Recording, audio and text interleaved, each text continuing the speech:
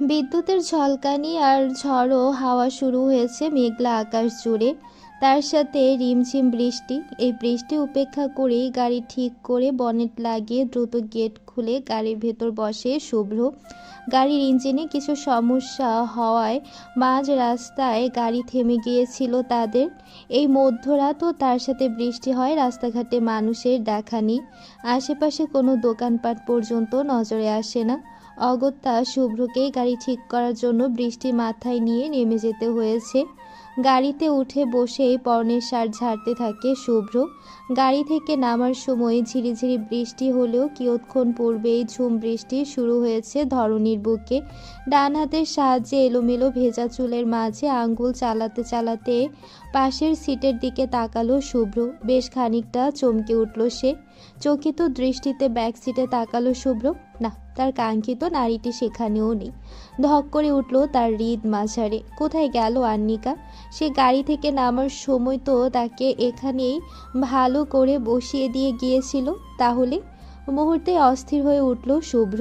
মেয়েটা মাতাল অবস্থায় আছে, এভাবেই হুট করে কোথায় গেল? অস্থির চিত্তে গাড়ি থেকে নেমে আসলো সে। উচ্চস্বরে ডেকে উঠল কয়েকবার, তবে প্রতি উত্তর আসলো না কোনো ডাকের।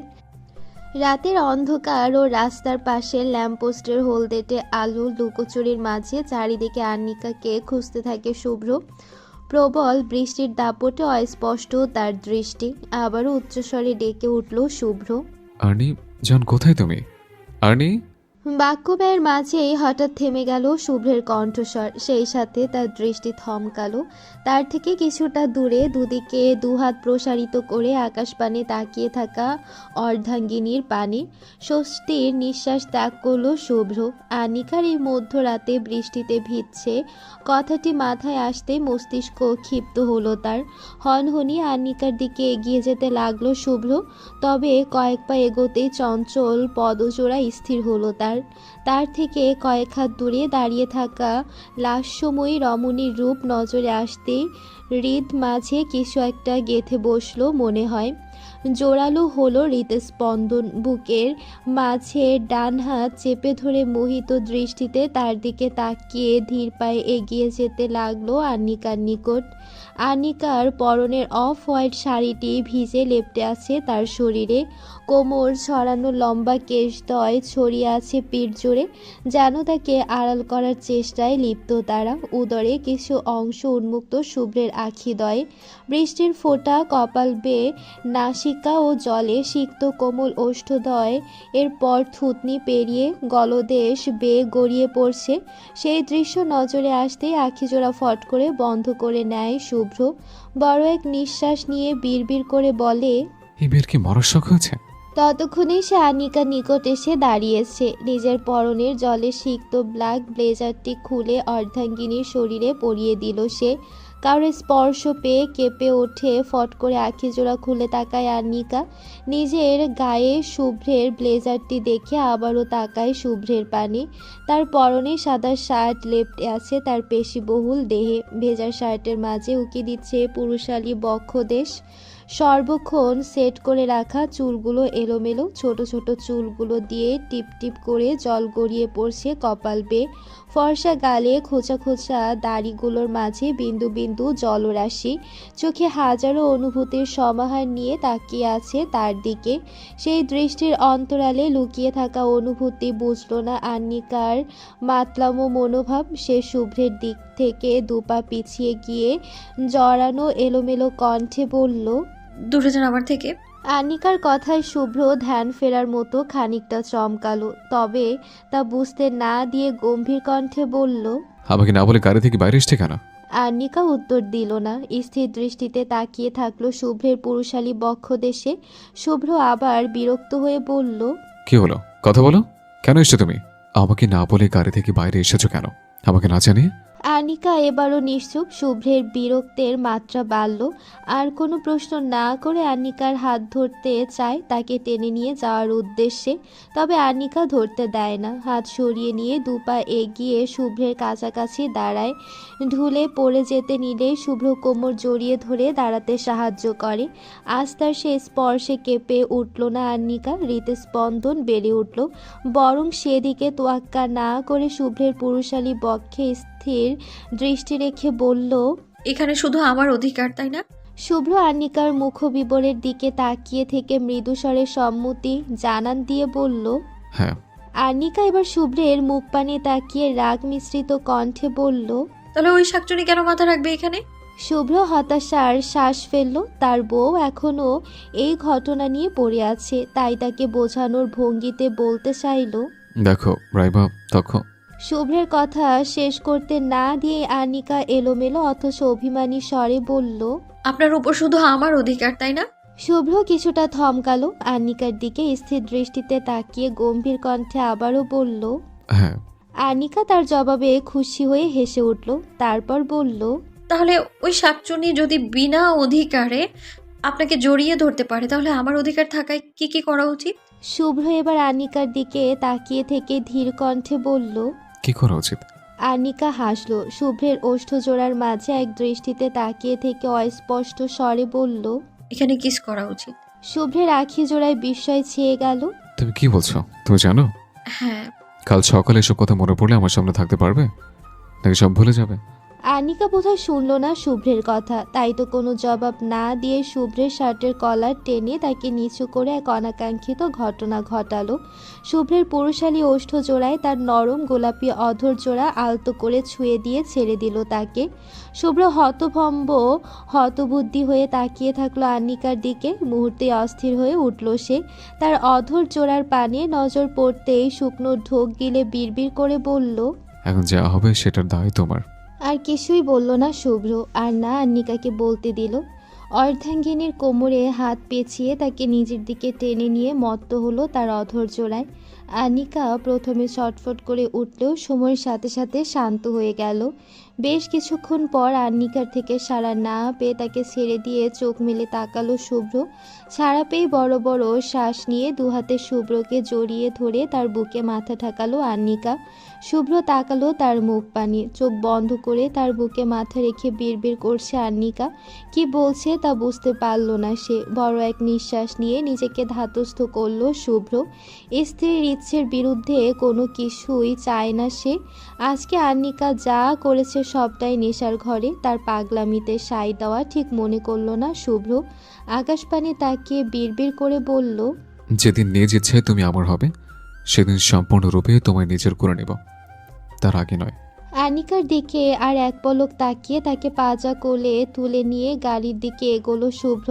ততক্ষণে ঝুম বৃষ্টি কমে এসেছে, তবে আকাশের অবস্থা খুব একটা ভালো না। হালকা বৃষ্টি চলছে এখনো। ধরণীর বুকে সূর্যের আবির্ভাব হয়েছে আরও আগে। সময় এখন 8-এর ঘরে। সোনালি আলোয় আলোকিত চারপাশ। সারা রাত বৃষ্টি হওয়ার দরুন ঝলমল করছে, যেন প্রকৃতি নতুন রূপে সেজে উঠেছে। সে গাছের কচি নরম পাতায় সোনালি আভার ছোঁয়া যেন তাকে জীবন্ত করে তুলেছে। বৃষ্টি ভেজা ঘাসের বিন্দু শিশির যেন ঝলমল করছে। পিটপিট করে পাখি জোড়া খুলে তার সামনে তাকায় আনিকা। তারপর ধীরে ধীরে বিছানায় উঠে বসে সে। এক হাতে মাথা চেপে ধরে সে মাথাটা ভার হয়ে আছে। চারিদিকে নজর বুলাতেই বুঝতে পারে এই মুহূর্তে নিজ কক্ষে, অর্থাৎ শুভ্র তার কক্ষে আছে। খট দরজা খোলার আওয়াজ হওয়ায় তার সন্ধানে ওয়াশরুমের দিকে তাকায় আনিকা। সেখান থেকে উদম গায়ে শুধুমাত্র টাওয়াল পরে শুভ্রকে বেরিয়ে আসতে দেখে তার দিকে তাকিয়ে থাকে আনিকা। শুভ্র তার দৃষ্টি বুঝে বাঁকা হাসে। অন্য এক টাওয়াল দিয়ে ডান হাতের সাহায্যে চুল মুছতে মুছতে বলল। এখনো নেশা কাটেনি ম্যাডাম, নাকি নতুন কোনো নেশা লাগলো? আচমকা শুভ্রের কথা শুনে তৎক্ষণাৎ চোখ নামিয়ে নেয় আন্নিকা। এতক্ষণ কি করছিল তা বুঝে উঠতেই নিজেকে কয়েকটা কথা শুনিয়ে দেয় মনে মনে। তৎক্ষণাৎ নিজের দিকে দৃষ্টি পড়তেই চমকে ওঠে সে। তারপরে শুভ্রের একটি টি শার্ট ব্যথিত আর কিছুই নেই। তা দেখে কিছুটা উচ্চস্বরে বলে উঠল, আমার শাড়ি। শুভ্র তখন ড্রেসিং টেবিলের সামনে দাঁড়িয়ে ডান হাতের সাহায্যে ভেজা চুল মুছতে ব্যস্ত। আনিকার কথা শুনে চমকালো না সে, যেন জানতো এমনটাই হবে। বেশ স্বাভাবিক কণ্ঠে বলল, ওয়াশরুমে আছে। আনিকা আর এক দফা চমকালো, আঁখি জোড়া বড় বড় করে তার দিকে তাকিয়ে বলল। কে চেঞ্জ করালো আমায়? শুভ্র তার অবস্থা দেখে বাঁকা হেসে বলল। কেন, তোমার কিছু মনে নেই? আনিকা আরও একবার চমকালো, যেন আজ তার শুধু চমকানোর দিন। হতবুদ্ধি হয়ে প্রশ্ন করল।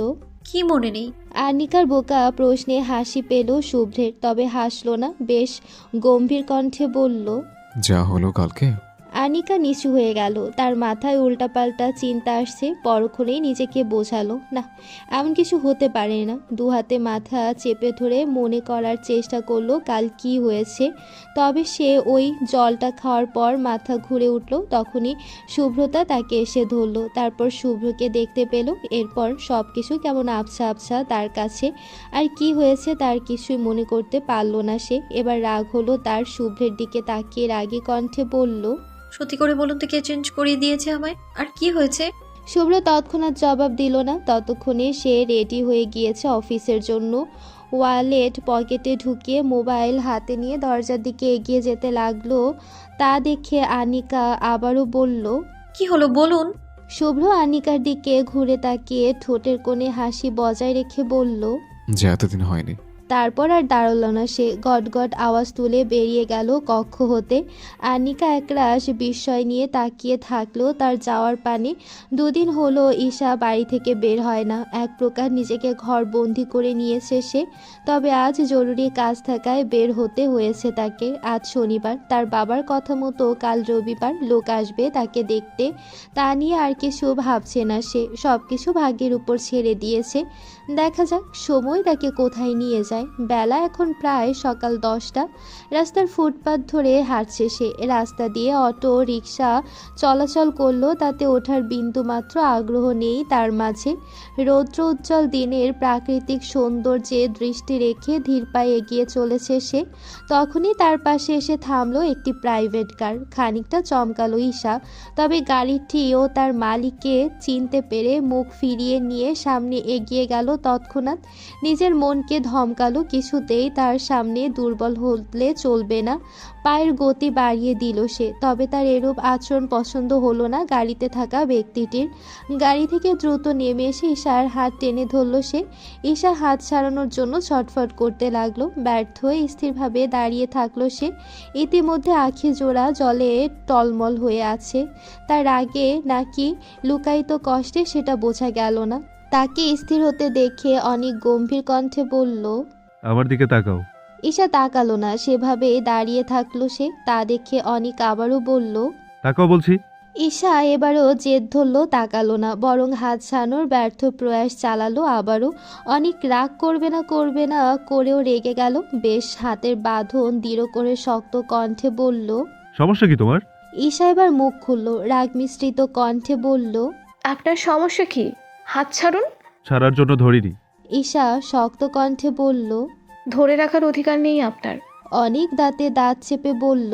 আমি ব্যতীত এই হাত ধরার অধিকারও কারো নেই। ঈশা শুনল না অনিকের কথা। হাত ছাড়ানোর চেষ্টা করতে করতে রাগী কণ্ঠে বলল। হাত ছাড়ুন আমার, না হলে আমি এবার চিৎকার করব বলে দিলাম। আপনি আপনার প্রণয়নীর কাছে যান, তার হাত ধরুন, তার ওপর অধিকার খাটান। আমার ওপর অধিকার খাটাতে আসবেন না। আমার ওপর একমাত্র অধিকার আমার হবু বরের।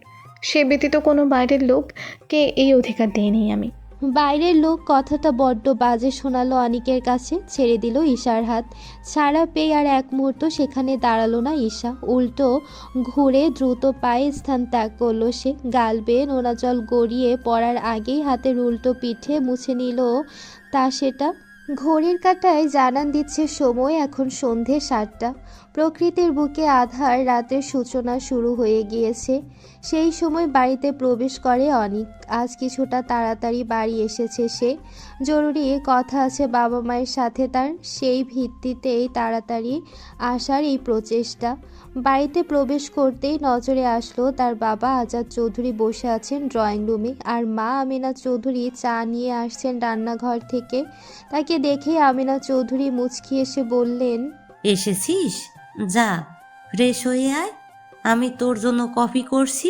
মায়ের কথায় হ্যাঁ বললে অনেক গেল না ফ্রেশ হতে, এগিয়ে আসলো বাবার দিকে। তা দেখে আজাদ চৌধুরী চায়ের কাপ হাতে নিতে নিতে ভ্রু কুঁচকে চাইলো অনিকের দিকে।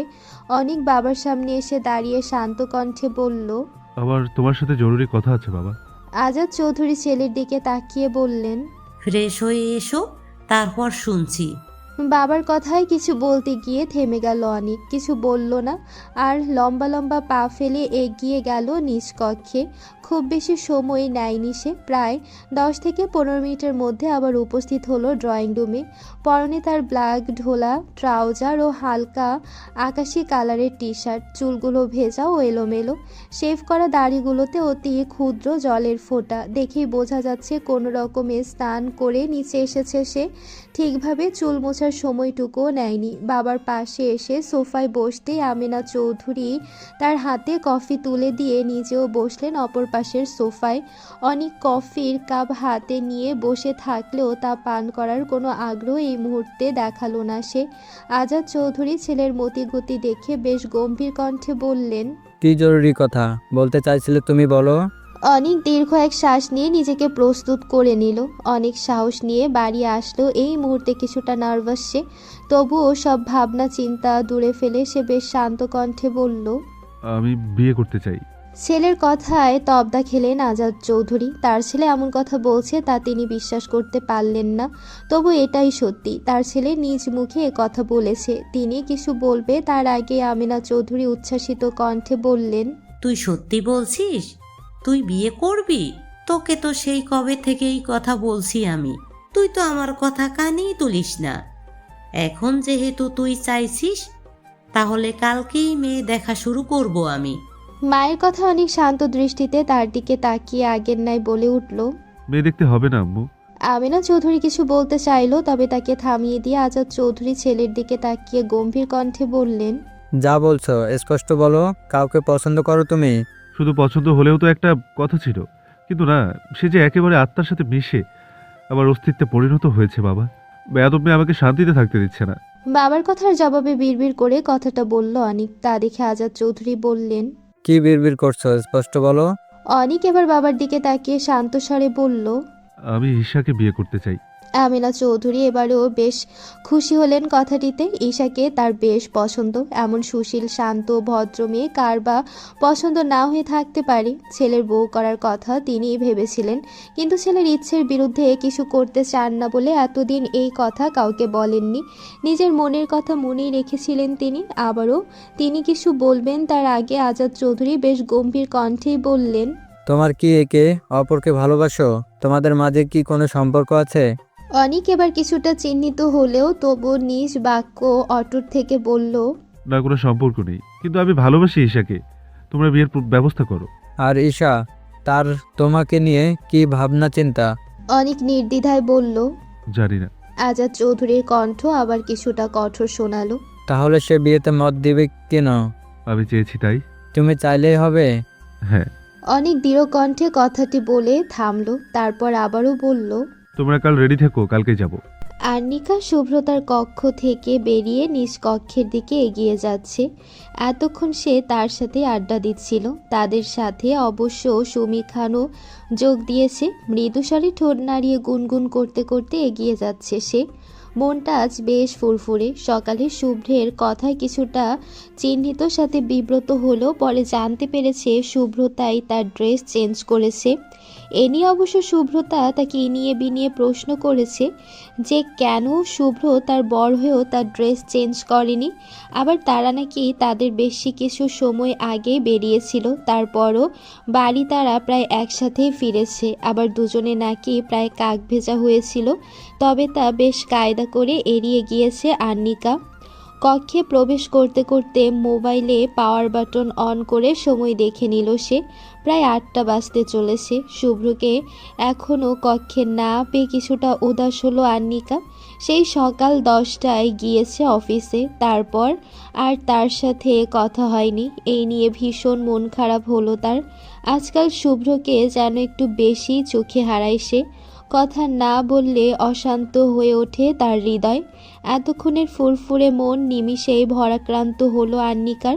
শুভ্রের কি কর্তব্য ছিল না ভালো হাজবেন্ডের মতো কল করে তার খোঁজ নেওয়া? আনিকার স্ত্রীর সত্তা বড্ড অভিমান জমালো মনে, তার সাথে চিহ্নিত হলো কিছুটা। মানুষটা তো প্রতিদিন 7টা থেকে 7:30টার মধ্যে বাড়ি আসে, তাহলে আজ এত দেরি করছে কেন? আনিকা ভাবলো একবার কল করবে। সোফায় বসে মোবাইলটা হাতে নিয়ে শুভ্রের নাম্বার বের করলো আনিকা। কল করতে গিয়েও কোথাও একটা বাধা পড়ল সে। বেশ সংকোচের মাঝে পড়ে গেল, কল করবে কি করবে না ভেবে। মানুষটা তো সারা দিন তার খোঁজ নেয়নি, তাহলে সে কেন এখন থেকে কল করবে? পরক্ষণেই আবার মনে হলো হয়তো কাজে ব্যস্ত ছিল। অফিসের কত কাজ, সব কিছু ফেলে কি এখন তার খোঁজ নেওয়ার জন্য বসে থাকবে শুভ্র? আনিকার এত সব ভাবনার মাঝে হঠাৎ তার মোবাইলটি বেজে উঠল। আনিকার চিত্ত উল্লাসিত হলো কিছু সময়ের জন্য, ভাবলো শুভ্র কল করেছে হয়তো। তবে মোবাইল স্ক্রিনে তাকাতেই তার ঠোঁটের কোণে হাসি কিছুটা মলিন হয়ে আসলো। সেখানে তার বদলোকের নাম নেই, বরং জলজল করছে ঈশা নামটি। কল রিসিভ করে মলিন কণ্ঠে বলল, হ্যাঁ বল। ঈশা প্রাণপ্রিয় বান্ধবীর কণ্ঠ শুনে বুঝতে পারল কিছু একটা হয়েছে, তাই নিজ মন খারাপটুকু লুকিয়ে সন্দিহান কণ্ঠে বলল, কি হ্যাঁ, কি হয়েছে বলে ফেল তো দেখি। আনিকা অবাক হলো না, সে জানে এই মেয়েটি তার কণ্ঠস্বর শুনেই বলে দিতে পারবে সে কেমন আছে। তাই কিছুটা মলিন কণ্ঠে শুভ্রের প্রতি সবটুকু অভিযোগ তুলে ধরল ঈশার কাছে। উনি এখনো বাড়ি ফেরেনি আর আমাকে একবারও কল করেনি। ঈশা সব বলে মুচকি হাসলো, দুষ্টু হেসে বলল, তোর উনিকে মিস করছিস নাকি? আনিকা ঈশার তাকে নিয়ে মজা করাতে নাক মুখ কুঁচকে নিল। তারপর ঈশাকে জব্দ করতে সেও হাসতে হাসতে বলল, হ্যাঁ ভাবি, একদম ঠিক। তুমি যেমন তোমার উনিকে মিস করো, ঠিক সেরকমই। এতক্ষণে ভুলে যাওয়া মানুষটির কথা আবারও মনে মস্তিষ্কে হানা দিল ঈশার। তবে আদৌ কি সে কখনো ভুলতে পেরেছিল তা বড়ই সন্দেহের। মুহূর্তেই নিশ্চুপ হয়ে গেল ঈশা, গলায় কিছু একটা কাটার মতো বিঁধল তার। আখিজোড়া টলমল করলেও নিজেকে সামলালো। তার জবাব না পেয়ে আনিকা ভাবলো নিশ্চয়ই মেয়েটা লজ্জায় মূর্ছা যাচ্ছে, তাই তার লজ্জা কিছুটা বাড়াতে আবারও সুর টেনে বলল, ভাবি, ও ভাবি, বলো কিছু। তোমার ননদিনী যে তোমার কণ্ঠ শুনতে অধীর আগ্রহে অপেক্ষা করছে। আরও কিছুটা সময় নিশ্চুপ থাকলো ঈশা, তারপর বেশ শান্ত কণ্ঠে বলল, আমাকে আর ভাবি ডাকবি না অর্নি। আনিকা বেশ অবাক হলো ঈশার শান্ত কণ্ঠে। মেয়েটা তো এখন লজ্জায় লজ্জাবতী হওয়ার কথা, তাহলে এভাবে শান্ত স্বরে কথা বলছে কেন? কিছু কি হয়েছে? কথাটি ভেবে আনিকা মজা বাদ দিয়ে সিরিয়াস হয়ে শান্ত কণ্ঠে বলল, কি হয়েছে ঈশা, এভাবে বলছিস কেন? এবার বেশ কান্না পেল ঈশার। যদিও সে এত সহজে ভেঙে পড়ে না, তারপরেও আনিকার সামনে এসে খোলা বইয়ের পাতার মতো কোনো কিছুই লুকানো নেই তার কাছে। তার ভাঙা গড়া সম্পূর্ণটাই তার সামনে উন্মুক্ত। তারপরও এই বিষয়ে আনিকাকে কিছু বলতে চাইছে না সে।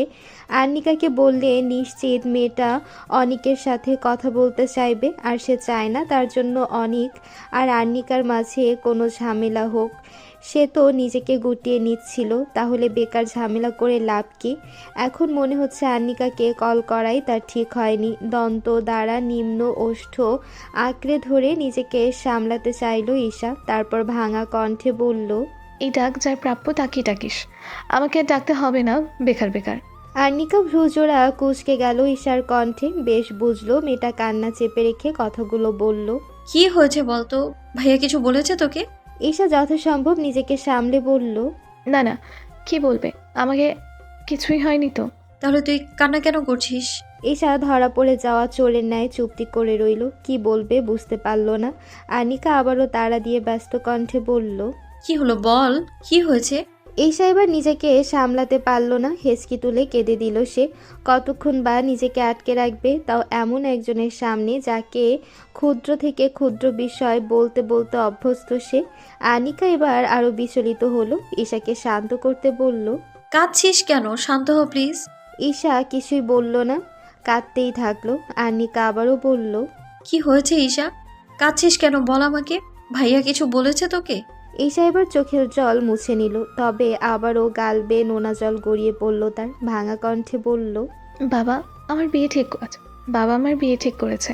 কালকে হয়তো এসে পছন্দ হলে আংটি পরিয়ে বিয়ের তারিখ ঠিক করে যাবে। কথাটিতে যেন আনিকার মাথায় আকাশ ভেঙে পড়ল।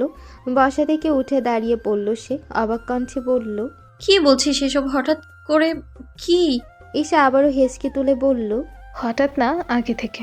আনিকা তা শুনে কাট কাট স্বরে বলল। তুই তাও আমাকে বলিসনি? আমি কিছুদিন আগে জানতে পেরেছি। আনিকা কয়টা কড়া কথা বলতে গিয়ে থেমে গেল। মেয়েটা এমনি কাঁদছে, আর কিছু বলা ঠিক হবে না, তাই আনিকা বলল। ভাইয়াকে বলেছিস? কি বলল? আনিকা চালাক চতুর, ঈশার বোকা কথায় বিরক্ত হলো, দাঁতে দাঁত চেপে বলল।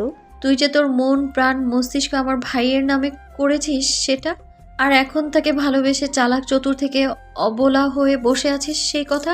1 মিনিট, এবার বলিস না যে তুই ভাইয়াকে এখনো বলিসনি, আর না বলে এভাবে মরা কান্না কাঁদছিস। ঈশা এতক্ষণে কান্না থেমে গিয়েছে, তবে আর আনিকার কথায় কান্নাগুলো আবারও দলা পাকিয়ে আসতে চাইল, তবে তা দমন করে ঈশা বলল। তোর ভাই অন্য একজনকে ভালোবাসে অর্নি, তার কাছে আমার কোনো মূল্য নেই। তার কাছে আমি শুধু তার বোনের ফ্রেন্ড, এর বাইরে আর কিছুই না। সিরিয়াস মুহূর্তে এমন কথায় বেশ বিরক্ত হলো আনিকা। তার মতে তার ভাইয়ার মতো মানুষ করবে প্রেম, বিষয়টা হাস্যকর। আজ পর্যন্ত মনে হয় না কোনো মেয়ের দিকে তাকিয়েছে সেভাবে। তার দ্বারা আর যাই হোক, প্রেম হবে না। তাই আনিকা বিরক্ত কণ্ঠে বলল। তাই মহাবাণী কে বললো তোকে? আমি শুনেছি। কার থেকে? ঈশা এবার সেদিনের অনিকের ফোন আলাপের সব কথা বলল আনিকাকে। এবার সবটা শুনে আনিকা কিছুটা চিহ্নিত হলেও ঈশাকে শান্ত করতে বলল। হতে পারে তুই হয়তো ভুল শুনেছিস। এতটুকু কথায় তুই সিরিয়াস হচ্ছিস কেন? ঈশা কান্না ভেজা কণ্ঠে বলল। আমার ভুল শুনিনি। আচ্ছা শোন, এই ব্যাপারটা পরে দেখা যাবে, আগে কালকে কিভাবে বাঁচা যায় সেটা দেখতে হবে। আনিকার কথা শেষ হতে ঈশা বলে। আর কোনো কিছুই দেখতে হবে না, আমি সিদ্ধান্ত নিয়ে নিয়েছি। আমি কি করব বাবাকে আমি হ্যাঁ বলে দিয়েছি। আমি আর কিছু শুনতে চাই না, বাবা যা বলবে তাই হবে। আনিকা কিছু বলতো, তবে তাকে আর কিছু বলতে না দিয়ে ঈশা কল কেটে দিল। আনিকা আবারও কল করলো, তবে ফোন বন্ধ বলছে। আনিকা দীর্ঘশ্বাস ফেললো। ঈশা যে ইচ্ছে করে ফোন বন্ধ করেছে তা ভালোই বুঝতে পারছে সে। আনিকা ভাবলো এবার তাকে কিছু করতে হবে। তার ভাইয়ের বউকে অন্য কেউ বিয়ে করে নিয়ে যাবে, তা তো সে আর হতে দেওয়া যাবে না। ঘরের চারিদিকে হাঁটতে হাঁটতে কি করবে সেটাই ভাবতে থাকলো সে। এভাবে হচ্ছে কেন? হঠাৎ পুরুষালী গম্ভীর কণ্ঠে কেঁপে উঠল আন্নিকা। দরজার দিকে তাকাতেই দেখল কক্ষে প্রবেশ করছে শুভ্র। মুখ বিবরে ক্লান্তির ছাপ স্পষ্ট, তবে চোখের মাঝে এক অদ্ভুত দৃঢ়তা। পরনে নেভি ব্লু কালার প্যান্ট ও হোয়াইট শার্ট, যার উপরে 2টা বোতাম খোলা। এক হাতে তার নেভি ব্লু কালারের কোট, অপর হাতে অফিস ব্যাগ। চুলগুলো বরাবরের ন্যায় সেট করা, তবে এই মুহূর্তে কপালের মাঝে কিছু চুল এলোমেলো হয়ে এসে ছুঁয়ে যাচ্ছে নিঃশব্দে। সে ধীর পায়ে এগিয়ে আসছে কক্ষের ভেতর। আনিকা সব ভুলে তাকিয়ে থাকলো তার দিকে। শুভ্র অফিস ব্যাগ ও হাতে থাকা কোটটা রাখলো সোফার উপর, তারপর আনিকার সামনে এসে বলল। কোথায় হারালেন ম্যাডাম? আনিকা তড়িৎ চোখ নামিয়ে নিল, ইতস্থ করে এদিক ওদিক তাকিয়ে আমতা আমতা করে বলল। না কোথাও না, আপনার এত দেরি হলো যে? শুভ্র আনিকার দিকে তাকিয়ে থেকে মুচকি হেসে বলল। মিস করছিলে বুঝি? আনিকা কিছু বলতে পারল না। তার লজ্জা লাগছে। কেন লজ্জা লাগছে সে জানে না, তবে এই মুহূর্তে লজ্জার একটাই কারণ মাথায় আসলো তার। শুভ্রতা বলেছে সে নাকি ড্রিঙ্ক করে আবোল তাবোল বলছিল, আবার তার ড্রেসও ভেজা ছিল। না জানি সে কি করেছে বা বলেছে। আবার শুভ্রকে দেখেই তার সকালের কথা মনে পড়ল। আনিকার এমন দশা দেখে শুভ্র ভ্রুকুচকে বলল। এমন লাল নীল হচ্ছে কেন? আমি তো কিছু করিনি। আনিকা এবার লজ্জায় হাঁসফাঁস করে উঠল, আবার নিজের প্রতি বিরক্ত হলো। এভাবে লজ্জা পাওয়ার কি আছে? তারপর চট করে কথা ঘোরানোর জন্য বলল। আমি কালকে ঈশার বাড়িতে যাব। শুভ্র আবার গম্ভীর কণ্ঠে বলল। জিজ্ঞেস করলে নাকি সিদ্ধান্ত জানালে? আনিকা নিচু স্বরে বলল। দুটোই। তাহলে আর কি, যাও। তবে রাতে থাকার পারমিশন নেই। বাড়ির ড্রাইভার না হলে আমি দিয়ে আসবো, আবার সন্ধ্যায় নিয়ে আসবো। ধারণীর বুকে নতুন এক দিনের সূচনা, সেই সাথে কারো নতুন জীবনের সূচনা অথবা কারো জীবনের সমাপ্তি, যেন নির্ধারিত এক অঘোষিত নিয়ম। কেউ হয়তো বা প্রিয় মানুষটির একান্ত নিজের করে নিচ্ছে, আবার কেউ হয়তো তার প্রিয় মানুষটিকে হারিয়ে সর্বহারা দেউলিয়া হয়ে পড়ছে। তবে থেমে থাকে না কারো জীবনের জলধারা, তা যে এগিয়ে চলছে নিজ গতিতে, কারণ সময় যে বহমান। ঈশার বাড়ির সামনে এসে গাড়ি থামিয়ে শুভ্রের। তার পাশে বসে আছে আন্নিকা। একটা সাধারণ গোলাপি কুর্তি পড়েছে আজ সে। কোমর সমান লম্বা চুলগুলো বেনি করে সামনে এনে রেখেছে। গায়ে জড়ানো সাদা ওড়নার উপর কালো বেনি, তা যেন একটু বেশিই ফুটে উঠেছে। গাড়ি চালানোর মাঝেও বেশ কয়েকবার আর চোখে তাকে দেখে নিয়েছে শুভ্র, তবুও মন যেন ভরে না। গাড়ি থামতেই বাড়ির গেটে একবার নজর বুলিয়ে শুভ্রের দিকে তাকায় আর্নিকা। সে তার দিকেই তাকিয়েছিল। অগত্য দৃষ্টি মিলল দুজনের। আর্নিকা তার থেকে চোখ সরিয়ে নামার জন্য উদ্যত হলেও আবার ফিরে তাকায় শুভ্রের দিকে। চাপদাড়ি বিশিষ্ট গম্ভীর মুখশ্রীতে চিরচেনা সেই গাম্ভীর্য। পরনে আজ সাদা শার্ট, ব্লু জিন্স, চুলগুলো বরাবরের ন্যায় সেট করা, ডান হাতে ঘড়ি। বহু সময় স্টিয়ারিং ধরে রাখায় পুরুষালী হাতের ভ্যানিস গুলি ফুলে উঠেছে। শার্ট তার হাত ফোল্ড করে রাখায় তা সহজে দৃশ্যমান হয়ে উঠেছে। আনিকার দৃষ্টি আকর্ষণ করলো সেগুলো। হালকা ঢোক গিলে তাকায় থাকলো সেদিকেই। অন্যদিকে আনিকার এরূপ কর্মে শুভ্র ভ্রু কুঁচকে তার দিকে তাকিয়ে বলল, কি কিছু বলবে? হানিকা কিছুটা চমকে উঠল। আজকাল এই পুরুষটি তার সাথে থাকলে দিন দুনিয়া ভুলতে বসে সে। কি করে না করে কিছুই ঠিক থাকে না। নিজেকে কিছুটা সামলে আর্নিকা ইতস্ত ভাব নিয়ে বলল, আপনি যাবেন না? শুভ্র অকপটে জবাব দিল, না, আমার কাজ আছে। আমি তোমাকে পরে নিয়ে যাওয়ার সময় তাদের সাথে দেখা করে যাব। 6টার দিকে আসবো, দেরি থেকো। আনিকা শুভ্রের দিকে চোখ ছোট ছোট করে তাকিয়ে বলল। রবিবার কিসের কাজ? তার কথায় মনে মনে হাসল শুভ্র। বউটা আজকাল তার বউ বউ হয়ে যাচ্ছে, তবে কণ্ঠে গাম্ভীর্য বজায় রেখেই বলল, আশরাফের সাথে দেখা করতে যাচ্ছে। আনিকার ছোট জবাব। ও, আরও কিছুটা সময় এভাবে অতিক্রম করলো। নত মস্তিষ্কে বসে আছে আনিকার। শুভ্র তার দিকে অপলক দৃষ্টিতে তাকিয়ে। এক অদ্ভুত মাধুর্য ভরা দৃষ্টি তার। তাদের মাঝে নীরবতা ভাঙল আনিকার কথায়। আমি আজকে ঈশার সাথে থাকি। কতদিন পর দেখা। শুভ্র ভ্রুকুচকে তাকিয়ে তৎক্ষণাৎ গম্ভীর কণ্ঠে বলল। না।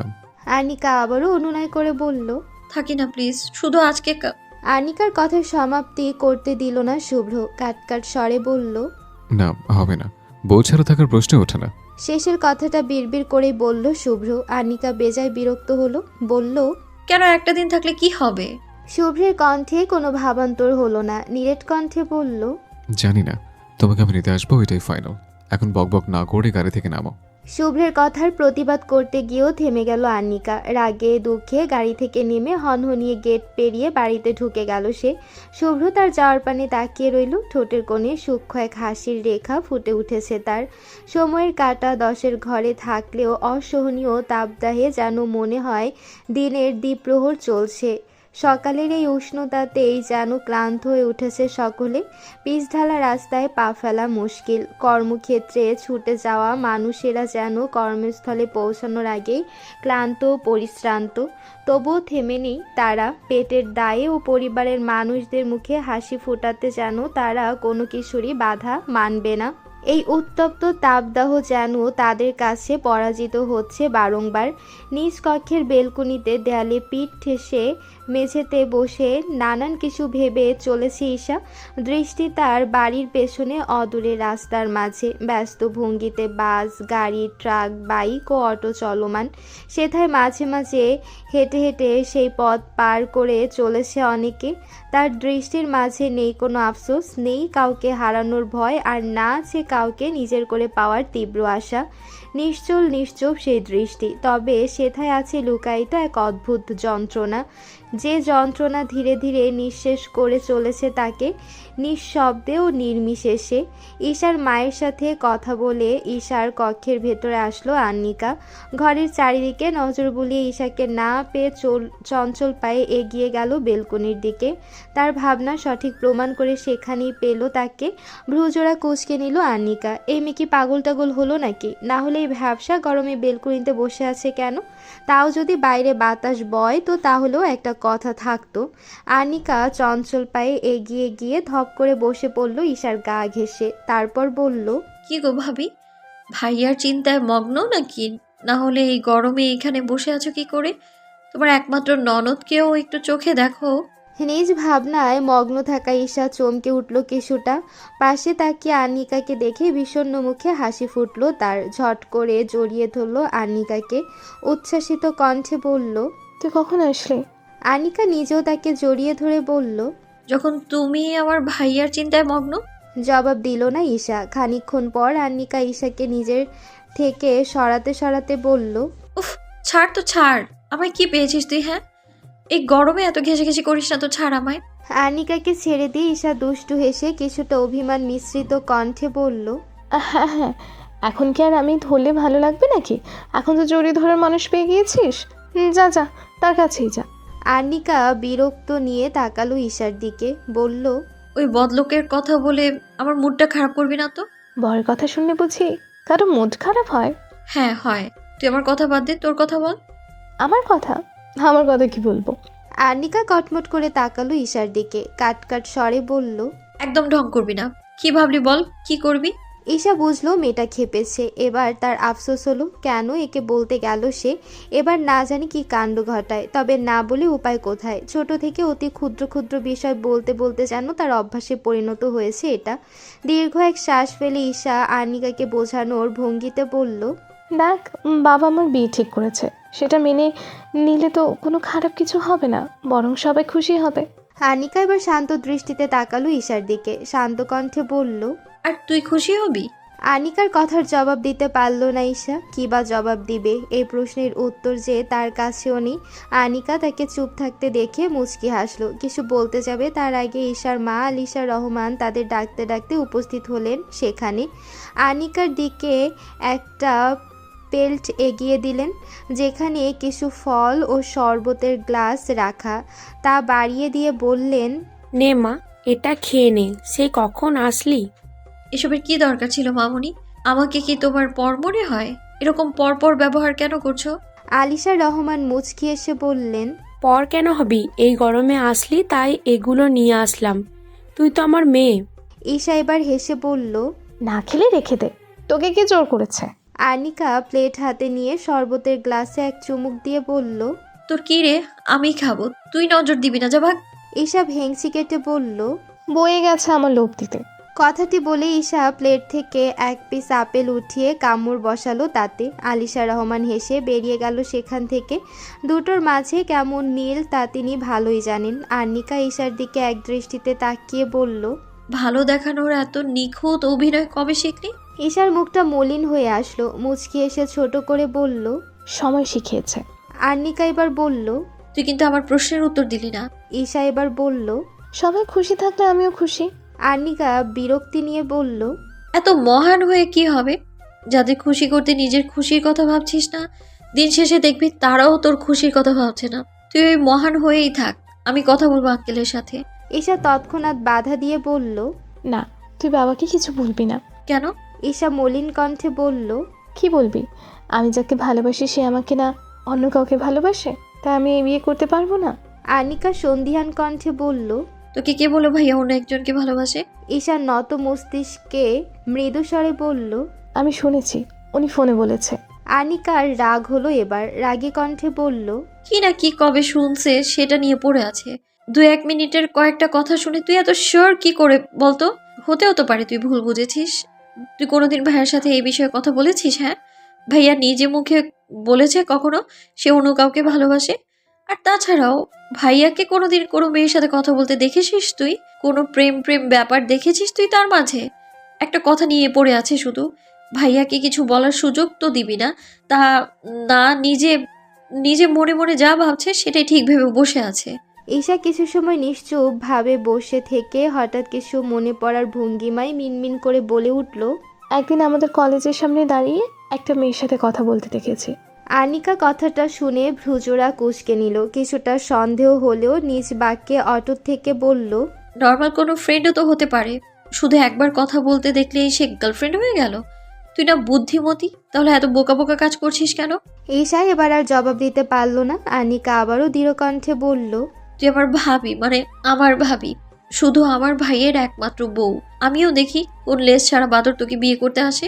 সময়টা তখন দুপুর ৩টা। ঈশাদের বাড়ির কলিং বেল বেজে উঠল কিছুটা উচ্চ স্বরে। ঈশার মা আলিশা রহমান তখন রান্নাঘরে ব্যস্ত বিভিন্ন পদের রান্না করতে। মেহমান আসবে, তাদের জন্য খাওয়া দাওয়ার ব্যবস্থা ইতিমধ্যে শুরু করে দিয়েছেন তিনি। আব্দুল রহমান সবেমাত্র ড্রয়িং রুমের সোফায় এসে বসেছেন। এই অসময়ে কলিং বেল বেজে ওঠায় কপাল স্তরে ভাঁজ পড়ল তার। মেহমান আসার কথা বিকেল 5টার দিকে, তাহলে কে আসলো এই সময়? বেশি কিছু ভাবলেন না আর তিনি রান্নাঘরের দিকে ব্যস্ত। স্ত্রীকে দেখে নিজেই উঠে গেলেন দরজা খোলার জন্য। দরজা খুলতেই কিছুটা অবাক হলেন, তবে দ্রুততার সাথে অবাকের রেশ কাটিয়ে হেসে উঠে বললেন, আরে আজাদ সাহেব যে, আসুন আসুন, ভেতরে আসুন।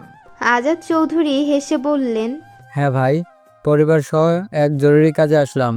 বাড়িতে প্রবেশ করলেন আজাদ চৌধুরী, তার সাথে তার স্ত্রী আমেনা চৌধুরী। কিছু সময় পরে ফোনে কথা বলতে বলতে বাড়িতে প্রবেশ করলো অনিক। ততক্ষণে আজাদ চৌধুরী ও আমেনা চৌধুরী গিয়ে বসেছেন সোফায়। আব্দুল রহমানের সাথে কথা বলছেন আজাদ চৌধুরী। আলিশা রহমানও রান্নাঘর থেকে বেরিয়ে এসেছেন। কে এসেছে দেখার জন্য তাদের দেখেই এগিয়ে এসে কুশল বিনিময় করলেন। তারপর গেলেন রান্নাঘরে তাদের জন্য নাস্তার ব্যবস্থা করতে। ঈশা আনিকা তখন কক্ষে বসে কথা বলছিল। বাইরের আওয়াজ পেয়ে বেরিয়ে আসলো তারা। কক্ষ হতে বেরিয়ে নিচের ড্রয়িং রুমে তাকাতে নিজ বাবা ও বড় ভাইকে দেখে খুশিতে আত্মহারা হলো আনিকা। কোনো কিছু না ভেবেই প্রায় দৌড়ে নিচে নামতে লাগলো সে।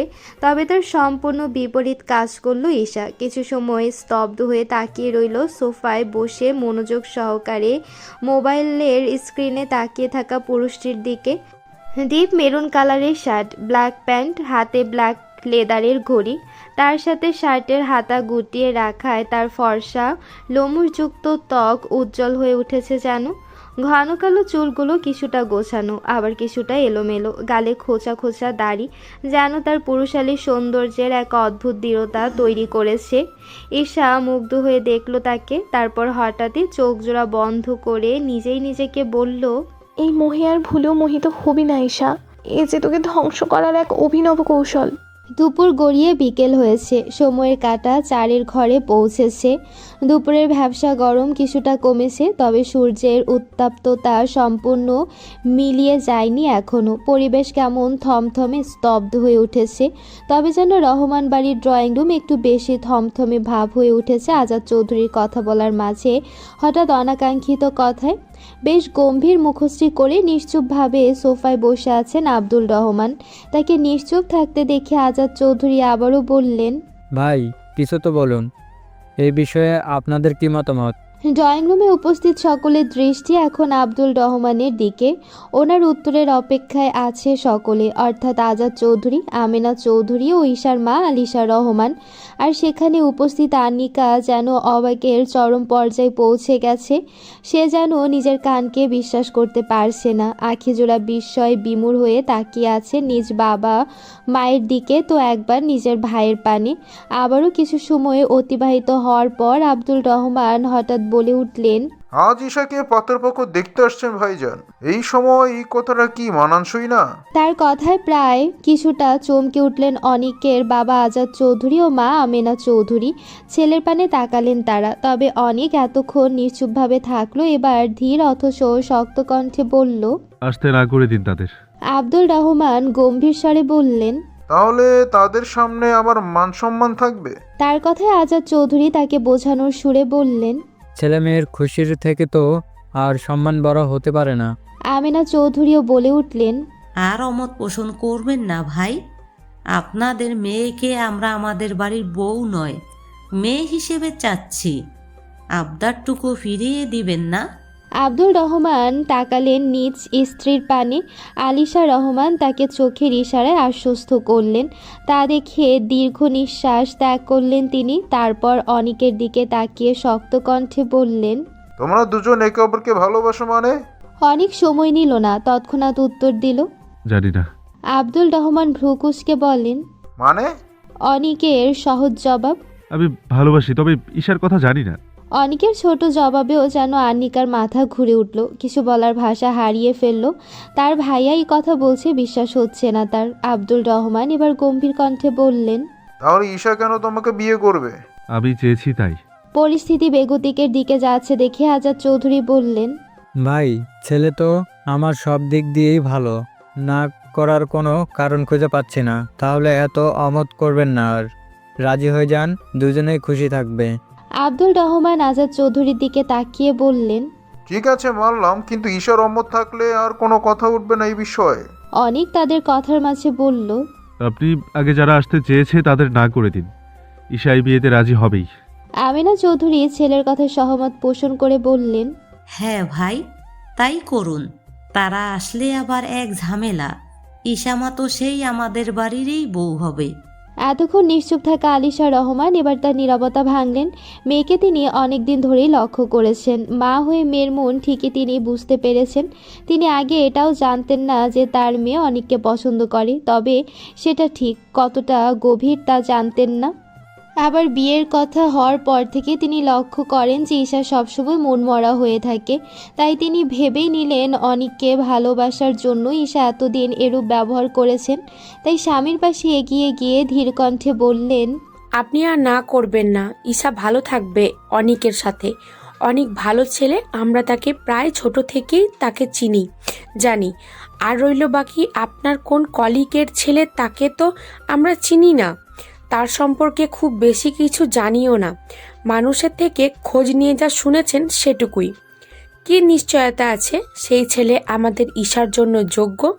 তার থেকে বরং আপনজনের কাছে মেয়ে থাকতে এটাই ভালো হয় কি? আবারও বেশ কিছু সময় নিয়ে সবাই বোঝালেন আব্দুল রহমানকে। সব শেষে তিনি এক কোণায় স্তব্ধ হয়ে দাঁড়িয়ে থাকা আন্নিকার পানে তাকিয়ে বললেন, অর্ণিকা মা, ঈশাকে নিয়ে এসো, ও যা চাইবে তাই হবে। হঠাৎ নিজের উদ্দেশ্যে বলা কথা শুনে কিছুটা চমকে উঠল আন্নিকা। কথার অর্থ বুঝে ভাইয়ের পানে তাকালো একবার, যে এখন বেশ আরাম করে সোফায় বসে আছে, তার দিকেই তাকিয়ে যেন চোখের ভাষায় অনেক কিছু বলে দিতে চাইলো আন্নিকা। আন্নিকা হয়তো বুঝলো, ছোট করে হ্যাঁ বলেই দৌড়ে গেল উপরে ঈশার কক্ষে। এদিকে আজাদ চৌধুরী আব্দুল রহমানকে আবারও বোঝাতে লাগলেন যেন তিনি ঈশা আর অনিকের বিয়েতে আর আপত্তি না করে, এবং যাদের আসার কথা ছিল তাদের যেন কল করে আসতে না বলে দেয়। অনেক বোঝানোর পর কিছুটা বাধ্য হয়ে তিনি ফোন করলেন তার কলিগকে, যার আজকে আসার কথা ছিল ছেলে ও স্ত্রীকে নিয়ে। ফোন করেই তিনি তাদের কাছে ক্ষমা চেয়ে নিলেন এবং বেশ শান্ত কণ্ঠে বললেন এই মুহূর্তে মেয়ের বিয়ে দিতে তিনি রাজি না। ভদ্রলোক বেশ অপমানিত বোধ করলেন, কথা শোনালেন আব্দুর রহমানকে শেষ সময় এভাবে তাদের না করে দেওয়াতে। তবে সেই কথা গায়ে মাখলেন না আব্দুল রহমান। তার কাছে মেয়ের সুখে থাকাই সব থেকে বেশি জরুরি, তারপর বাকি সব। কলকাতার কিছু সময় পর সিঁড়ি বেয়ে নিচে নামলো আন্নিকা ও ঈশা। ঈশা আন্নিকার হাত ধরে মাথা নিচু করে ধীর পায়ে এগিয়ে আসছে। এগিয়ে গিয়ে সবার সামনে ঈশাকে দাঁড় করালো আন্নিকা। তার পাশে আন্নিকা নিজেও দাঁড়িয়ে থাকলো। উপস্থিত সবাই তাদের দিকে তাকালো না অনিক। সে আগের মতোই নির্বাক চিত্তে বসে থাকলো সেখানে। ঈশা একবার আর চোখে তাকিয়ে চোখ সরিয়ে নিল। সে বুঝতেও পারল না নত মস্তিষ্কে থাকা পুরুষটি তার দিকেই তাকিয়ে। আব্দুল রহমান মেয়ের দিকে তাকিয়ে তাকে সোফায় বসতে বললেন। ঈশা আর আন্নিকা পাশাপাশি সোফায় বসতেই তিনি মেয়ের দিকে তাকিয়ে শান্ত কণ্ঠে বললেন, অর্ণিকা হয়তো এতক্ষণে তোমাকে সব বলেছে, এবার তুমি এই বিষয়ে তোমার মতো নির্ভয় প্রকাশ করতে পারো। তুমি যা চাইবে তাই হবে। ঈশা চোখ তুলে তাকালো বাবার দিকে, তারপর আন্নিকার দিকে। দুঃখের বিষয় হলো আন্নিকা তাকে কিছুই বলেনি, শুধু ওপরে গিয়ে তাকে বলেছে নিচে গিয়ে তাকে যা কিছুই জিজ্ঞেস করা হোক না কেন সে শুধু হ্যাঁ বলবে। এতটুকু বলেই এক প্রকার জোর করে টানতে টানতে নিচে নামিয়ে এনেছে তাকে। ঈশা আন্নিকার দিকে তাকিয়ে থাকার মাঝে আন্নিকা ঈশার হাতে সবার অগোচরে ছোট করে চিমটি কেটে ফিস ফিস করে বলল, তুই বল, তুমি রাজি থাকলে আমার কোনো আপত্তি নেই। ঈশা নিজেও আন্নিকার মতো ফিসফিস করে বলল, তুই যে বললি শুধু হ্যাঁ বলতে হবে। আন্নিকা কটমট করে তার দিকে তাকিয়ে দাঁতের দাঁত চেপে বলল, এখন যা বললাম সেটা বল, চুপচাপ বেশি কথা বলবি না একদম। ঈশাও বাধ্য মেয়ের মতো সবার দিকে এক পলক তাকিয়ে আন্নিকার কথা পুনরাবৃত্তি করে ধীর কণ্ঠে বলল, তুমি রাজি থাকলে আমার কোনো আপত্তি নেই। খুশিতে ইয়েস বলে চেঁচিয়ে উঠল আন্নিকা। সবাই চমকে তার দিকে তাকাতে আন্নিকা তাদের দিকে তাকিয়ে বোকা বোকা হেসে চুপটি করে বসে থাকলো সে। আজাদ চৌধুরী উৎফুল্ল স্বরে বললেন, আবার তাহলে আর কোনো কথা নেই, একেবারে বিয়ের ডেট ঠিক করা হোক। আব্দুল রহমান আর দ্বিমত করলেন না। অনিককে তার জামাতা হিসেবে পছন্দ না করার কোনো কারণ নেই, তাই এতক্ষণের গম্ভীর মনোভাব ছেড়ে বললেন, ঠিক বলেছেন বিআই সাহেব। আলিশা রহমান এর মাঝেও খুশির ঝিলিক দেখা গেল। মেয়েটা তার পছন্দের মানুষকে জীবনসঙ্গী হিসেবে পাচ্ছে, এর থেকে বড় খুশির খবর আর কি হতে পারে। আমেনা চৌধুরী খুশি হলেন। ঈশার দিকে এগিয়ে গিয়ে মাথায় হাত বুলিয়ে মৃদুস্বরে বললেন, মাশাল্লাহ, আমার বাড়ির বউ নয়, মেয়ে হয়ে যাবি তুই। তারপর নিজের সঙ্গে আনা দুটো বালা ঈশার দু হাতে পরিয়ে দিলেন। তারপর ঈশার কপালে ওষ্ঠজোড়া ছুঁয়ে দিলেন তিনি। অপরদিকে অবাকের চরম পর্যায়ে পৌঁছে গেছে ঈশা। কি হচ্ছে, কেন হচ্ছে কিছুই বুঝছে না সে। আমেনা চৌধুরীর কথার অর্থ বুঝতে কিছুটা সময় লাগলো তার। আন্নিকার দিকে অবাক চিত্তে তাকালেও সে তাকে পাত্তা দিল না। আন্নিকা সে মায়ের উদ্দেশ্যে বলল, হ্যাঁ হ্যাঁ, এখন তো আমাকে ভুলেই যাবে। বৌমা পেয়ে গেছো না, তাকেই তো ভালোবাসবে এখন। আমেনা চৌধুরী মৃদু হেসে বললেন, তো বাসবো না, আমার একমাত্র ছেলের বউ। আলিশা রহমান সেখানে এসে বললেন, আমি তো আছি আমার আর্নিকা মায়ের জন্য। আনিকা তাকে এক হাতে জড়িয়ে নিয়ে বলল, তুমি আমার বেস্ট মামুনি। আলিশা রহমান হাসলেন। এই বিষয় আর কিছু না বলে বললেন, হয়েছে, এবার ঈশাকে নিয়ে ওপরে যাও। আনিকা বাধ্য মেয়ের মতো ঈশার হাত টেনে আগের মতোই ওপরে নিয়ে যেতে থাকলো তাকে। ঈশা যেন এক ঘোরের মাঝে আছে, কিছুই বলতে পারছে না সে। সবার এত সব কথার মাঝে অনেক ঠিক আগের মতোই নির্বাক ভঙ্গিতে বসে থাকলো সোফায়।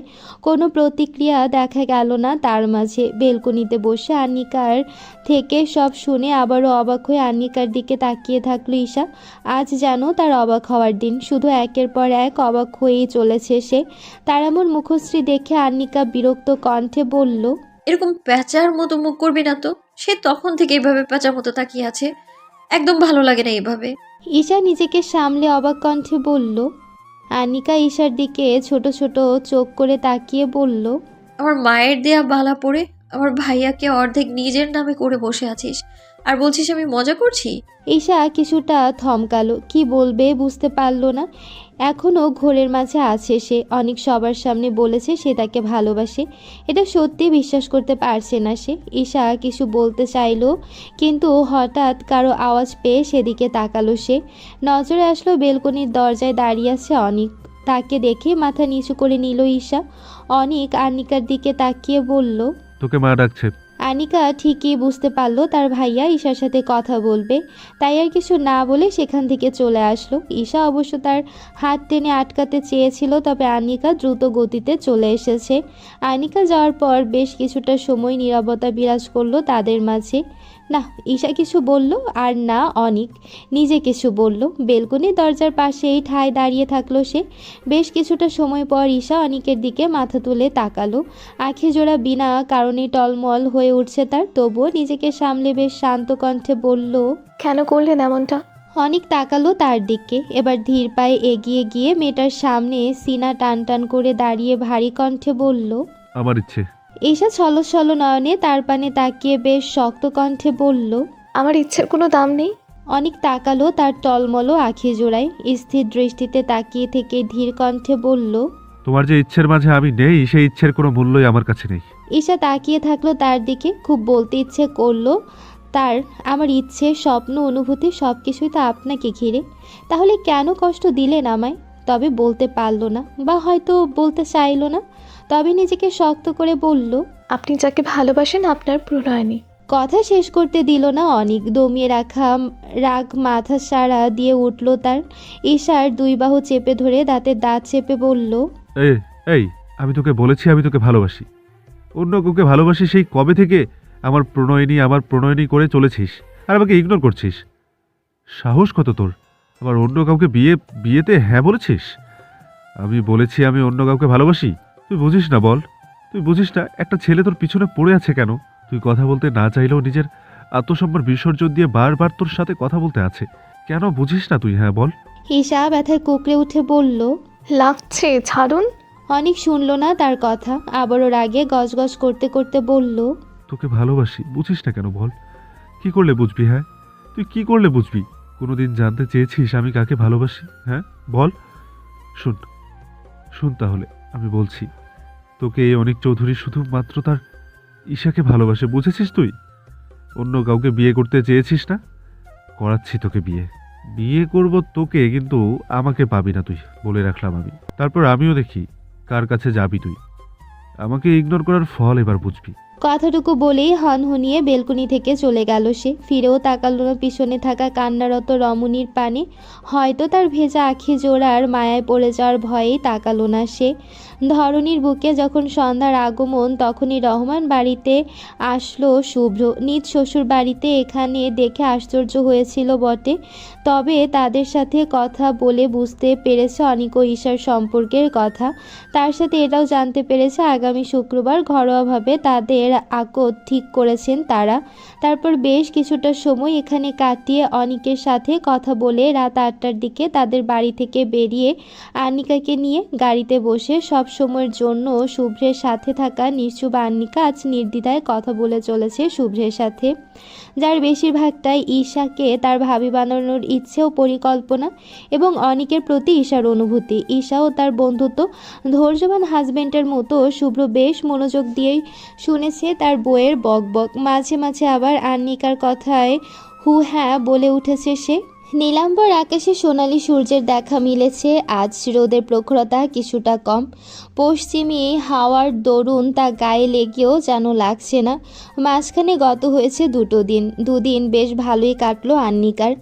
শাশুড়ি মায়ের সাথে রান্না শেখা, শুভ্রতার সাথে আড্ডা দেওয়া ও শুভ্রের প্রতি অজানা অদ্ভুত অনুভূতির ভালো লাগায় শিহরিত হচ্ছে তার মন। দিনের বেশিরভাগ সময়টাই শুভ্রকে নিয়ে ভাবতে ভাবতে শেষ করে সে, এবং শুভ্র অফিস থেকে ফিরলে তার আশেপাশেই সবটা সময় দেখা যায় তাকে। আজকাল শুভ্রের প্রতিটা কাজ সে নিজ ইচ্ছায় করে থাকে। তার ভালো লাগে শুভ্রের পাশাপাশি থাকতে, তার সাথে মন খুলে কথা বলতে, কিন্তু শুভ্রের সব সময় গম্ভীর থাকাও, তাকে ধমকানো, এসবে কিছুটা মনও ক্ষুণ্ণ হয় তার। তবু সেগুলোকে পাত্তা না দিয়ে শুভ্রের মন মতো সব কিছু করার চেষ্টা করে সে। ঠিক যেমন আজ শুভ্রের পছন্দের খাবার ফ্রাইড রাইস, চিলি চিকেন, ডিমের কোরমা নিজ হাতে রান্না করে সে নিজেই নিয়ে যাবে অফিসে। আগের থেকেই রান্নার প্রতি আগ্রহ থাকায় রান্নাবান্নায় খুব পটু না হলেও বেশ ভালোই পারত সে। রান্নায় অবশ্য তাকে তার শাশুড়ি মা অর্থাৎ সুমি খান সাহায্য করেছেন। এই প্রথম এত কিছু একসাথে রান্না করেছে আন্নিকা। শুভ্রকে খাবারগুলো টেস্ট করানোর জন্য বেশ এক্সাইটেড সে। রান্না যখন প্রায় শেষের দিকে সুমি খান আন্নিকার দিকে এগিয়ে গিয়ে বললেন, যা এবার গিয়ে স্নান করে রেডি হয়ে নে, বাকিটা আমি দেখে নিব। আন্নিকা মানল না, তার কথার বিরোধিতা করে বলল, শেষ তো শুধু নামিয়ে রেখে যাই। থাক, দরকার নেই, আমি করে নিব, তুই যা রেডি হয়ে নে, না হলে দেরি হয়ে যাবে। এবার হার মানল আন্নিকা। স্নান করে রেডি হতে সত্যি সময় লেগে যাবে তার, তাই আর জেদ না করে ঠিক আছে বলে ধীর পায়ে সিঁড়ি বেয়ে উপরের কক্ষে প্রবেশ করলো সে। তারপর ড্রেস হাতে নিয়ে ঢুকলো ওয়াশরুমে। খুব বেশি সময় নেয়নি আন্নিকা, 20 মিনিটের মধ্যেই বেরিয়ে আসে সে। ঠোঁটের কোণে সূক্ষ্ম এক হাসির রেখা ফুটে উঠেছে তার, যেন তার হৃদয় মাঝে বসন্তের আগমন হয়েছে। প্রণয়ের সুর জেগেছে তাতে। আয়নার সামনে দাঁড়িয়ে নিজ প্রতিবিম্ব দেখার মাঝে আন্নিকার মনে হলো তার শাড়ি পরা উচিত। কথাটি মনে উদয় হতেই সে ছুটল শুভ্রতার কাছে। তারপর তার সাহায্যে সুন্দর করে শাড়ি পরে তৈরি হয়ে নিল সে। নীল পাড়ের হালকা আকাশি রঙের একটা সুতি শাড়ি পরল আন্নিকা, যার মাঝে সুতার হ্যান্ডপ্রিন্ট কাজ করা, চোখে কাজল, ওষ্ঠজোড়ায় হালকা নুড লিপস্টিক, গলায় হাতে শুভ্রের দেওয়া চেন ও চুড়ি। নিজ প্রতিবিম্ব দেখে নিজেই লাজে রাঙা হলো মেয়েটি। রক্তিম আভা ছড়ালো দু কপাল দেশে, ঠোঁটের কোণের হাসি প্রশস্ত হলো আরও। নিচে নেমে দেখলো সব কিছু গুছিয়ে রেখেছে তার শাশুড়ি মা অর্থাৎ সুমি খান। তাই আর দেরি করলো না, শাশুড়ি মায়ের থেকে বিদায় নিয়ে গাড়িতে উঠে বসলো আন্নিকা। এর মাঝে ঈশার সাথে একবার কথা বলে নিল সে। আজ অফিসে যাওয়ার আরও একটি কারণ আছে তার, তা হলো অফিস শেষে অনিক ও ঈশার আগত উপলক্ষে শপিংয়ে যাবে তারা। শপিংয়ের অফারটা অবশ্য অনিকের থেকেই ছিল। আন্নিকাও রাজি হয়েছে বিনা দ্বিধায়। তার একমাত্র বড় ভাইয়ের বিয়ে, কেনাকাটা না করলে জমে। আন্নিকার ভাবনার মাঝে গাড়ি এসে থামলো খান ইন্ডাস্ট্রির সামনে। গাড়ি থেকে নেমে সামনে তাকালো আন্নিকা। এখানে আসার আজ দ্বিতীয় দিন তার। লাঞ্চ বক্সের ব্যাগ হাতে নিয়ে লিফটে উঠলো আন্নিকা। আন্নিকা। পুরনো স্মৃতি ভাসলো আখিদয়ের সামনে। মুচকি হাসল সে। সেদিন অনাকাঙ্ক্ষিতভাবে যে পুরুষালী বক্ষে তার স্থান হয়েছিল, আজ সেই বক্ষ তার একমাত্র ভরসার যোগ্য স্থান, যেখানে দাবিদার একমাত্র সে। লিফট থেকে বেরিয়ে সামনে এক কর্মচারীকে শুভ্রের কেবিন কোন দিকে জানতে চাইলে সে নিজেই তাকে এক কক্ষের সামনে নিয়ে গেল তাকে। হয়তো পার্টিতে আন্নিকাকে চিনেছে, তাই এত আন্তরিকতা তার। মুচকি হাসলো আন্নিকা, তাকে ধন্যবাদ জানিয়ে বলল, এবার আপনি আসতে পারেন। চলে গেল মেয়েটি। আন্নিকা কক্ষের ভেতরে প্রবেশ করার অনুমতি নিল না। তারই তো বর, এত ফর্মালিটির দরকার কি? দরজা ঠেলে ভেতরে প্রবেশ করলো আন্নিকা। চোখ তুলে সামনে তাকাতে এতক্ষণের উজ্জ্বল মুখমণ্ডলের আধার ঘনিয়ে আসলো যেন। ধক করে উঠল হৃদমাঝারে, হৃদয়ে সূক্ষ্ম ব্যথা হলো। দম বন্ধ করে পরিস্থিতি যেন নিঃশ্বাস নিতেও কষ্ট হচ্ছে তার। আখিদয় জলে টইটুম্বর হলেও অগ্নিশিখার ন্যায় জ্বলে উঠল তা। হাতে থাকা ব্যাগটি গড়িয়ে পড়ল নিচে। সেদিক ভ্রুক্ষেপ নেই আন্নিকার। সে দ্রুত কদমে খ্যাপা বাঘিনীর মতো এগিয়ে গিয়ে শুভ্রের বুকে লেপ্টে থাকা নারীটির বাহু ধরে একটানে শুভ্রের থেকে আলাদা করলো তাকে। এতেও ক্ষান্ত হলো না সে, ধাক্কা দিয়ে ফেলে দিল তাকে। চোখে তার আগুন জ্বলছে, অতি ক্রোধে ফুঁসছে সে। তার সাথে আখি জোড়া হতে বর্ষিত হচ্ছে জলকণা। কথা বলতে পারছে না আন্নিকা, কণ্ঠনালী কেউ চেপে ধরে আছে যেন। আচমকা ধাক্কায় খেয়েই হারিয়ে মেঝেতে পড়ল রাইমা। কোমরে ব্যথা পেয়েছে সে, তবুও তৎক্ষণাৎ উঠে দাঁড়ালো। আন্নিকার এরূপ দেখে কিছুটা ভীত হলেও প্রকাশ করল না রাইমা, বরং তেজি কণ্ঠে বলল, হাউ ডেয়ার ইউ, আমাকে ধাক্কা দেওয়ার সাহস হয় কি করে? আনিকা তেড়ে আসতে চাইলো তার দিকে, কিন্তু তার কোমর পেঁচিয়ে নিয়ে এক বলিষ্ঠ হাত বাধা দিল তাকে। আনিকা ছটফট করলো ছাড়া পাওয়ার জন্য। রাগী কণ্ঠে এলোমেলো বাক্য বলল, আমি কে না আমি? হ্যাঁ, ছাড় আমাকে। আমি কে? হ্যাঁ, ছাড়। আনিকা ছাড়া পাওয়ার জন্য ছটফট করতে করতে এক পর্যায়ে দন্ত দ্বারা আক্রমণ করলো শুভ্রের হাতে। আলগা হয়ে আসলো শুভ্রের হাত।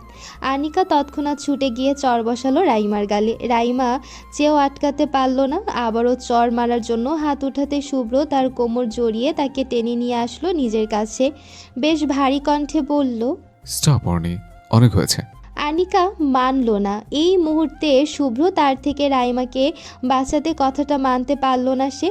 রাগ চড়াও হলো তার। সেই রাগ আরও বাড়ল রাইমার শুভ্রকে উদ্দেশ্য করে বলা কথায়। আমার কথা তুমি ভেবে দেখতেই পারো শুভ্র, এই বাচ্চা মেয়ের সাথে কোনোদিন সুখী হবে না তুমি। ও তোমাকে কোনোদিন সুখী করতে পারবে না। শুভ্র অগ্নিদৃষ্টিতে তাকালো রাইমার পানে। ভয় তটস্থ হয়ে ঢোক গিলল রাইমা। শুভ্র তাকে কিছু বলতে যাবে, তার আগে আনিকা আবারও নিজেকে ছাড়িয়ে নিয়ে তেড়ে গেল রাইমার পানে। মেয়েটাকে যেন আজ থামানো যাচ্ছে না কোনোভাবেই। রাইমার বাহু টেনে তাকে কক্ষ হতে ধাক্কা দিয়ে বের করে দিল।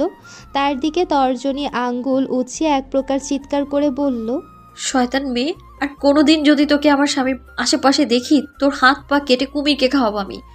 আমার বরের দিকে চোখ তুলে তাকালে তোর চোখ তুলে শুকনা মরিচের গুঁড়ায় রাখবো একদম। নর্দমার কীট পতঙ্গের দল কোথাকার। রাইমা কিছু বলতে যাচ্ছিল, তবে শুভ্রের রক্তিম আঁখি জোড়ার পানে তাকে কিছু বলতে পারল না। শুভ্র এসে দাঁড়ালো আনিকার পাশে, গম্ভীর কণ্ঠে বলল, এখানে সিন ক্রিয়েট করো না, ভেতরে চলো। আনিকা শুনল না তার কথা, উচ্চস্বরে বলল, আমি সিন ক্রিয়েট করি? হ্যাঁ আমি? ওই ফাজিল মেয়ে কেন আপনাকে জড়িয়ে ধরবে বলুন? কেন?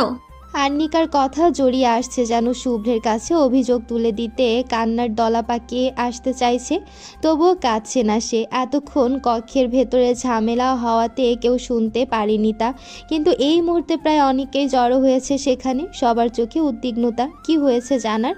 আবার কেউ না জেনে নিজেদের মন মতো কথা বানিয়ে কানাঘুষা শুরু করেছে অনেকেই। এমনিতেই রেগেছিল শুভ্র, তার উপর আন্নিকার একের পর এক তার কথার অবাধ্য হওয়া। রাগ যেন তরতরিয়ে বাড়ল তার। ফর্সা মুখশ্রী ইতিমধ্যে রক্তিম বর্ণ ধারণ করেছে। সেদিকে একবারও তাকালো না আন্নিকা, তাহলে হয়তো আর কথা বলার সাহস থাকতো না তার। সে আবার বলে ওঠে, কি হলো বলুন, ওই মেয়েটা কেন? কথা শেষ করতে দিল না শুভ্র, বেশ জোরে ধমক দিল সে।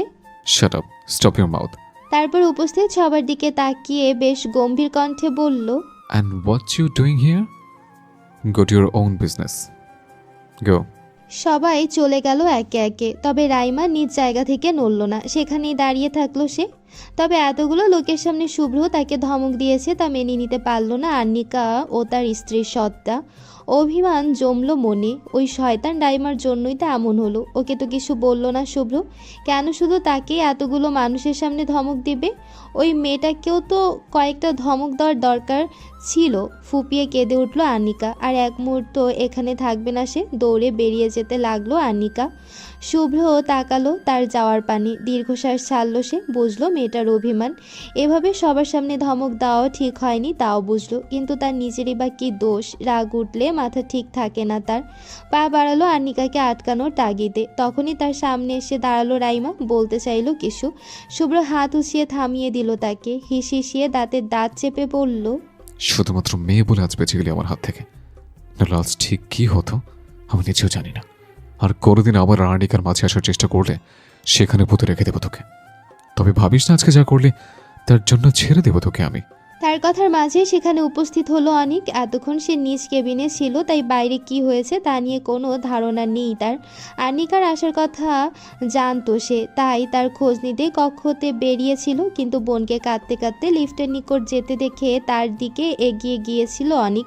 কিন্তু আর্নিকাকে ডেকেও কোনো সাড়া পায়নি তার থেকে, বরং আর্নিকা দ্রুত পায়ে চলে গেছে সেখান থেকে। সে শুভ্রের সামনে দাঁড়িয়ে অস্থির কণ্ঠে বলল, স্যার, বনুর কি হয়েছে? ওইভাবে কাঁদতে কাঁদতে কেন চলে গেল? আমি ডাকার পরও শুনলো না। শুভ্র তাকালো অনিকের দিকে, তারপর রাইমার দিকে ইশারা করে গম্ভীর কণ্ঠে বলল, এই নমুনাকে যেন আমার অফিসের ত্রিসীমানার মাঝেও না দেখে, তাহলে সেদিনের শেষ দিন হবে, এটা মাথায় ঢুকিয়ে দাও এর।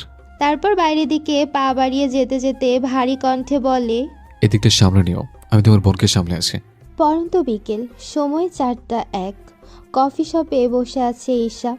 আনিকা শুভ্র অনিকের অপেক্ষা করছে সে। সকালে তাকে এখানে আসতে বলেছে আনিকা, আবার একটু আগে অনিকের নাম্বার থেকেও এই ঠিকানায় মেসেজ এসেছে। সেদিনের পর থেকে অনিক তার সাথে একবারের জন্য কথা বলেনি। সে নিজে কথা বলতে চাইলেও কথা বলেনি, বরং কল করলে তার নাম্বার ব্লক করে রেখেছিল অনিক। যেন ঈশার অস্ত্র দিয়ে ঈশাকে আঘাত করছে সে। ঈশা যে চরম বোকামি করেছে অনিককে ভুল বুঝে তা বেশ বুঝতে পারছে সে। তবে তাকে সেই ভুল স্বীকার করার বা ক্ষমা চাওয়ার সময়টুকু দেয়নি অনিক। এক ভারী দীর্ঘশ্বাস ফেলে ঈশা। তবে একদিকে ভাবলে নিজেকে ভীষণ ভাগ্যবতী মনে হয় ঈশার।